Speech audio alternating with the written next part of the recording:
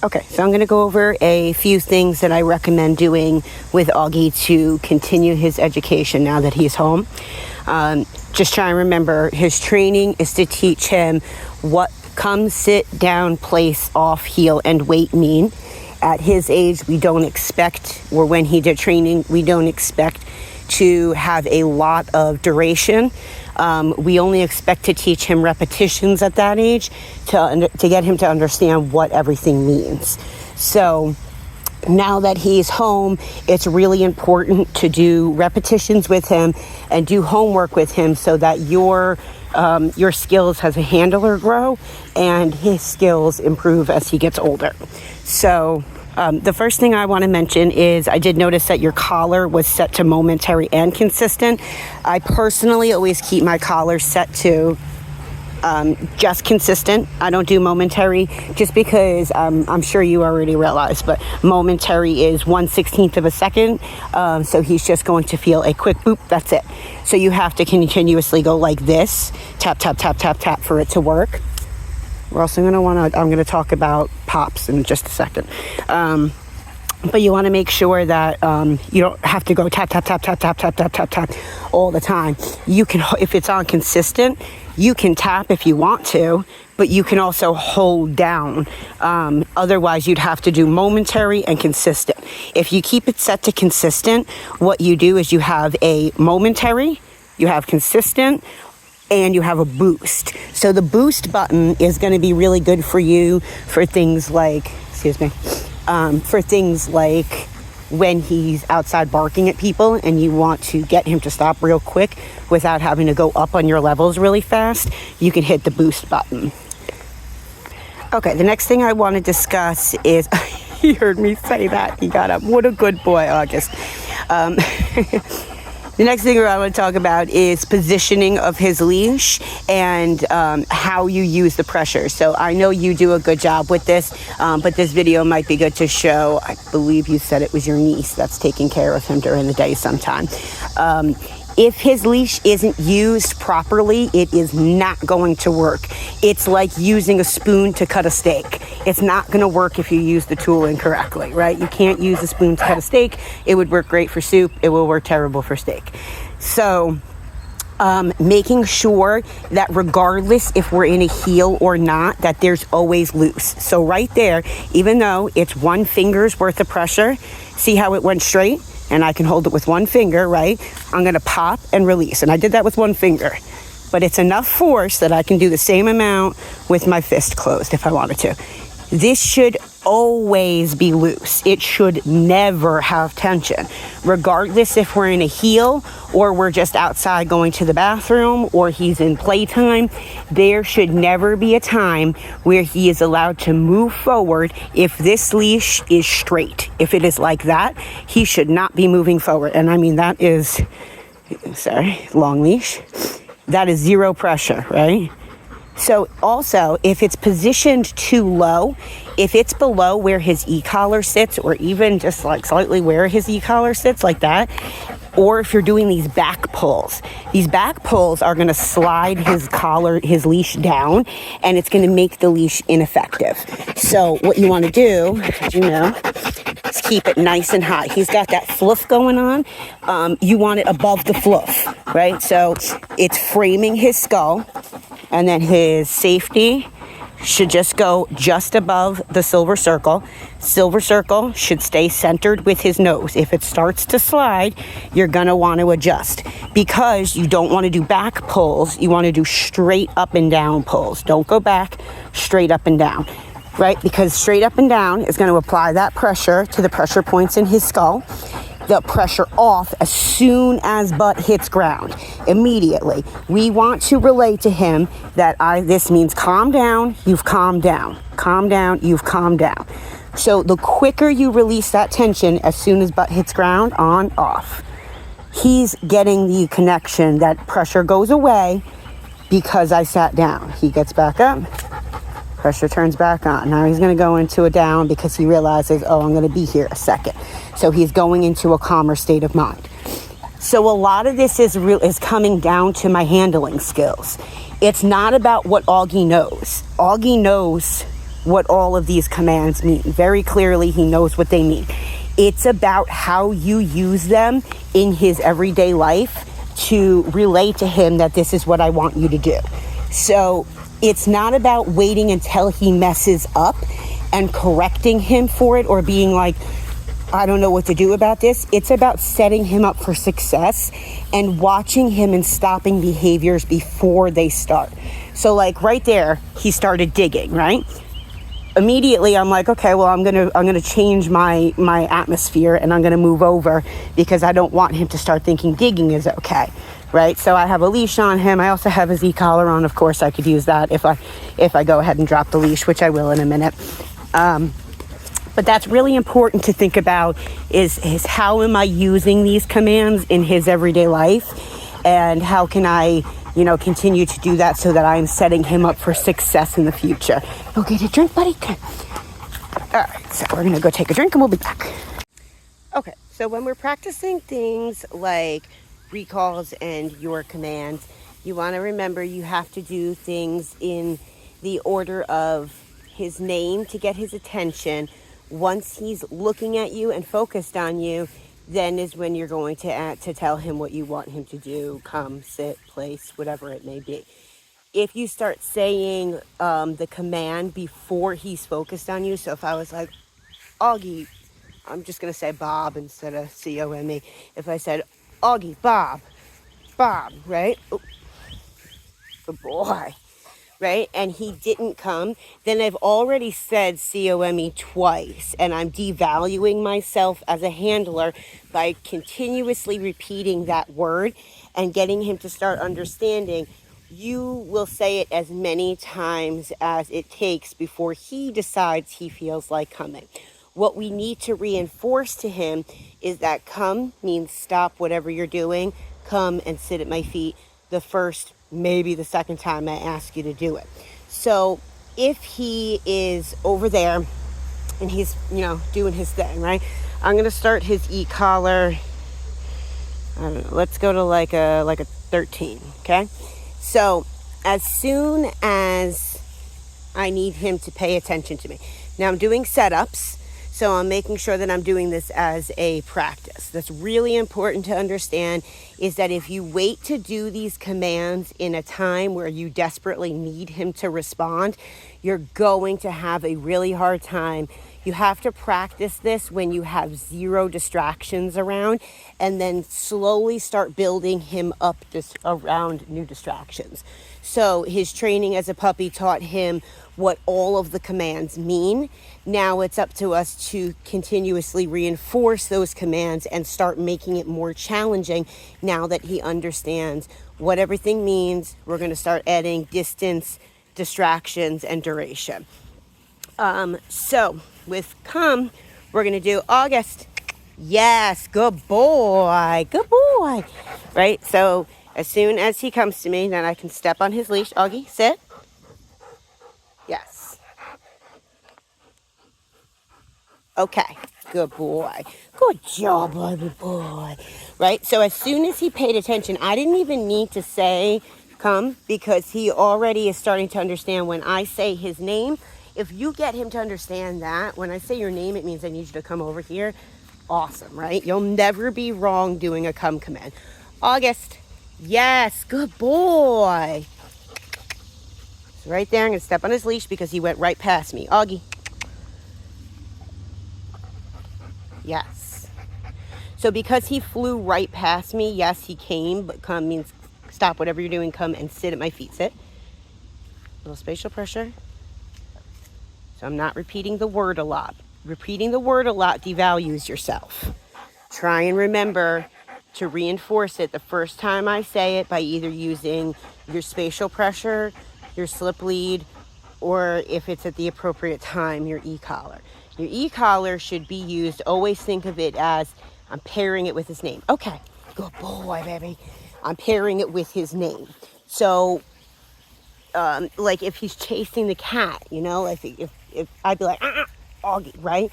So you can pair that with his name, blah, blah, blah. Basically, that's it.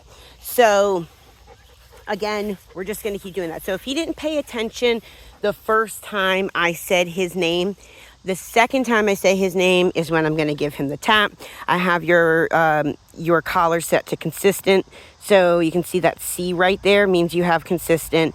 When it says M over here and C, that means you have momentary and consistent. If you just have the M, then it's momentary and boost. If you just have the C, then it's consistent and boost. The reason I like that, like I said before, is because you can do consistent by holding down, or you can do momentary by tapping, by setting it to C. You can do both of them, so there's really no need to use the M in my opinion. I also do not like the lock feature, so if you ever notice your numbers aren't rolling, it's because you held down on this dial and that locks your number in place, right? So as much as I turn it, doesn't matter. I also don't like that because like if I'm rolling on it and then I unlock it, let's see where we're at. 65. So it's weird. It still like it registers that it's going up, but it doesn't stimulate him at that level. Come here, buddy. Good boy. All right, so we're going to go back down to our base around a 12 or a 13. Good boy, August. Give him a second. Good boy, buddy. Come on. Good job. He's doing great in daycare. I'm about to get everybody back out again, and I'll specifically put him with some females again today and see. Woody's still here. Kodak isn't here today, but Woody's here today. So, but I have a few females too, so I'll see how he does specifically with them also. Okay, but so back to what we were saying. I'm trying to just kind of process everything we need to discuss. So recalls, just remember you have to reinforce 100% of the time.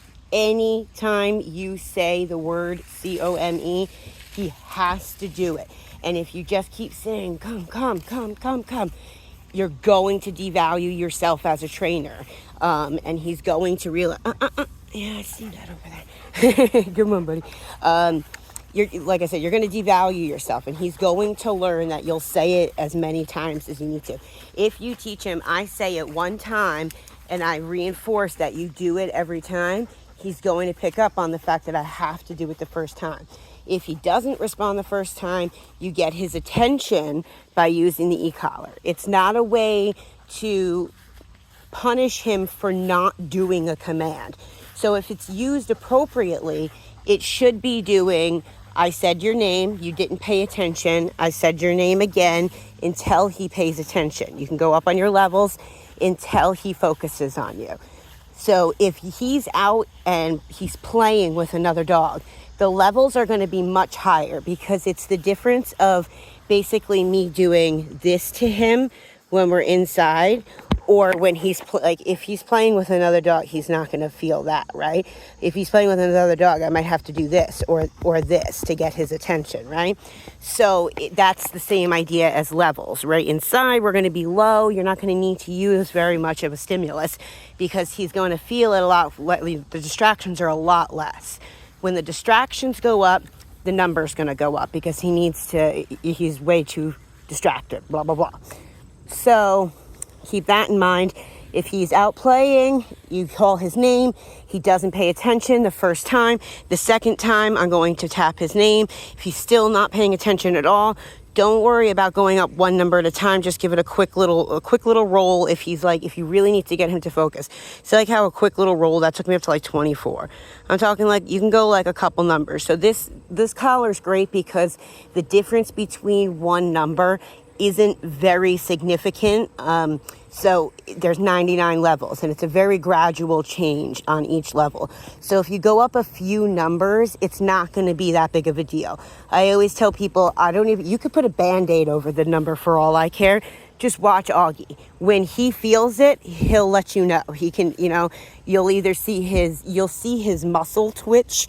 If you see his muscle twitching, he's feeling it. And if he's ignoring it, You don't want to keep going up on the level until you like hurt him, right? So the best thing to do when he's still learning in that situation is to use the leash and reinforce. Like if he's like hard into play, not listening, I'd be like, all right, no, come on, let's go. So that's why I always like to have the leash on too. It's like wearing your helmet while you're learning to ride a bike.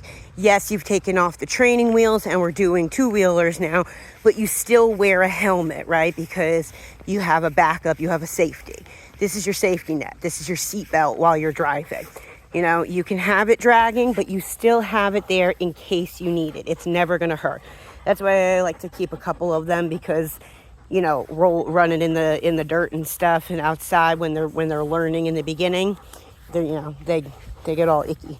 But it's the best thing that you can do. So reinforcing everything is where it's at. If he's starting to get really worked up in any situation, I always like to say, Augie, yes, good boy, good job, buddy, come here, good boy.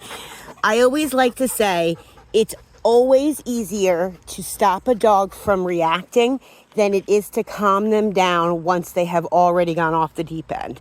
So if if they react at something, his levels start going up to here. If we can stop him when his levels are here and he's just like, what is that? And he's like looking at it, that's right at the moment you want to change his thought process. If he sees like a jogger coming in the morning, and so when I pick him up in the morning, the first thing I do, I go and I grab his stuff and I put his collar on him before I even let him out of the crate. And then that way I already have a way to reinforce you don't get to come barreling out of the crate. So everything with me is very like structured. You have to do everything nicely, or I'm going to make you redo it. You don't get to jump on me or I'm going to bloop you, right? Or you don't get to barrel through the door when we're going outside to potty. You don't get to get way over hyper with another dog when you're playing. All of those things. I keep things very structured and I stop behaviors before they progress, and then I have to calm it down. Because he's young and he's big, he's at that like weird age where, you know, he's like almost full grown size. So when he plays with other dogs, he seems like he's an adult, but he still has that puppy energy. I say they have puppy energy until they're like a year and a half, honestly. Cassius didn't kind of grow out of that wild puppy stuff until he was like a year and 2 months. He's almost 3 now. And he's still crazy, but he chills now. Like he'll just hang out with us in the bedroom. He stays out. He doesn't go in the crate anymore. He stays out all the time now. But he did not for the first year. He's only been staying out with us steadily for the past 6 months or so. So yeah, these are the kind of things that you want to think about when you're working with him on a daily basis. Yesterday, what's today? Wednesday. Yeah, he came Tuesday. Wednesday's coming Thursday. So yesterday I didn't put him in a crate once. Actually, only to eat his lunch. That was the only time because I had a couple other dogs here. But that was it. The rest of the time I kept, it's starting to rain. The rest of the time I kept him out. I hung out in the kitchen and the living room all day. I had a bunch of other dogs here, so I had them on rotation. But he stayed out the entire time with everybody. He just, he chilled. He just laid down on the kitchen floor. He was a really good boy. He didn't jump up on the counter and try and get stuff. He played really nicely. He didn't do any of the obsessive licking type thing. He played with Cassius and he didn't do it with him. Him and Cassius love to run around outside here. So he was great with that. All in all, he's done really well. You're just at this weird, awkward point right now, like I said, where he's so big and he still has that puppy energy. But right now it's like he's a preteen. Right now is when it's really important to reinforce things and keep a consistent structured routine with him every day. You have to make sure that you're really, really setting things in stone with him. You're really telling him the first time he does something that you want him to stop. don't wait until, like, if you see the cat, right? Excuse me. If you see the cat, don't wait until he chases the cat. If you can, try and think about the fact that you know already that he's going to chase the cat. So put that in your mind. Do a setup, practice it. So have that leash on the floor, but have your foot like kind of quick, just quickly on it when you see the cat coming. I would go like this and put my foot on it. And then as soon as the cat starts like moving, or you see that flinch in him, or that staring where he's like really eyeing the cat, any of that behavior, right then change his thought process. Augie, yes, come here. Oh, yes, good job. Come here, buddy. Yes, good. Sit. Good boy. Heel. Good. Sit. Sit. Yes. Okay. Right? So we're changing his thought process so that he's not thinking about the cat anymore. You're giving him mental stimulation. You're giving him something else to think about, and you're taking away that prey drive, because when the cat runs is when he wants to chase. When he passes Fred at my house, because Fred does not really run away from the dogs unless he's like, the dog is really wild, and even then sometimes, like Peanut this morning, like went all over him. It was crazy, and Fred just kind of like stepped back, was like, what the hell? And he didn't even run away. So the prey drive doesn't really set in as hard with Fred because he doesn't run. So if the cat allows them to explore and understand, like, I can go and sniff, and then right after the sniff, I just break it up. I'm like, okay, good job, that's great, let's go. Right? You're so smart, August. I love you. We're gonna go inside, baby. I know it's drizzling. But yeah, anyway, that's kind of the main stuff that I want to talk about as far as the commands go when come with the cat. I'm going to wait until this little storm cloud passes, and then we're going to come back outside and we're going to work on healing and place as well. So I will most likely come back and do another video when I get to that point. So, here we go. Bye-bye.